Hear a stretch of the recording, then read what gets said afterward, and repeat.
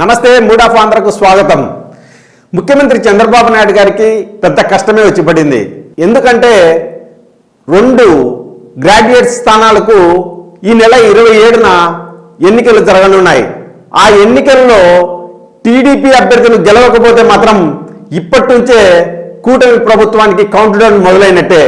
ఎందుకంటే గత ఎన్నికలకు ముందు ఏడాదికి ముందు ఇదే విధంగా రాయలసీమ అట్లాగే ఉత్తరాంధ్రలో 3 స్థానాలకు పట్టభద్రుల ఎన్నికలు జరిగినాయి. ఆ 3 స్థానాల్లోనూ వైసీపీ అభ్యర్థులు ఓడిపోయినారు. అప్పుడే వైసీపీ ఓటమి ఖాయమైంది. సార్వత్రిక ఎన్నికల్లో వైసీపీ విజయం సాధించలేదు అని ప్రజలు ఒక నిర్ణయానికి వచ్చినారు. కానీ ఇప్పుడు కూటమి ప్రభుత్వం 8 నెలల పాలన పూర్తి చేసుకుంది. 9వ నెలలో నడుస్తోంది. ఈ 9 నెలల్లో ప్రభుత్వం పైన వ్యతిరేకత వచ్చిందనే ఒక ప్రచారం అయితే పెద్ద ఎత్తున జరుగుతోంది.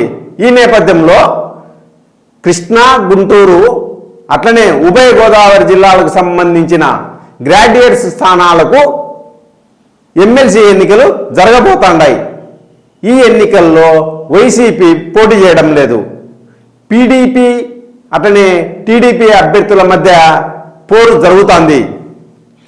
కృష్ణా, గుంటూరుకు సంబంధించి టీడీపీ తరఫున మాజీ మంత్రి ఆలపాటి రాజేంద్ర ప్రసాద్, పీడీపీ తరఫున సిట్టింగ్ ఎమ్మెల్సీ లక్ష్మణరావు గారు బరిలో దిగినారు.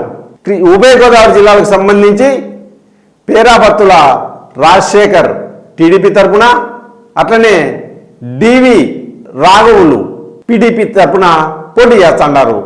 పోటీ రసవత్తరంగా సాగుతోంది. ఎవరు గెలుస్తారో కూడా చెప్పలేని పరిస్థితి.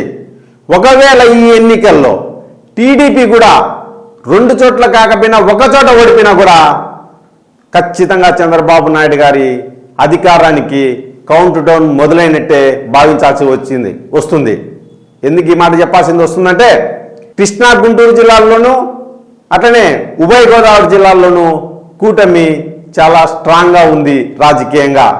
అలాంటి చోట్లే టీడీపీ ఓటమి ఎదుర్కొన్నా లేదంటే చావు తప్పి కన్నులు అట్టుపోయినట్టు తక్కువ మెజార్టీతో గెలిచినా కూడా ఆ పార్టీ పరిస్థితి బాగలేదు అనే ప్రచారము, విమర్శలు వెల్లువెత్తుతాయి. ఎందుకంటే కూటమి ప్రభుత్వం కేవలం 9 నెలల పాలన పూర్తి చేసుకున్న నేపథ్యంలో ఏంది ఓటమి అని ప్రజలు చర్చించుకునే అవకాశం ఉంది.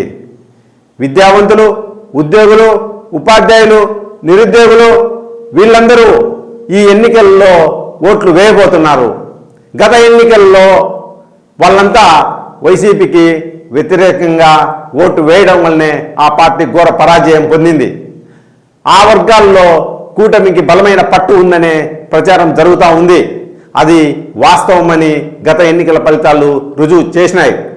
ఈ నేపథ్యంలో ఈ గ్రాడ్యుయేట్స్ ఎన్నికల్లో టీడీపీ ఏమాత్రం వ్యతిరేక ఫలితాలను మూటగట్టుకుంటే మాత్రము ఇక ఆ పార్టీ పతనాన్ని ఎవరు అడ్డుకోలేరన్నది వాస్తవం. ముమ్మాటికి అదే నిజం.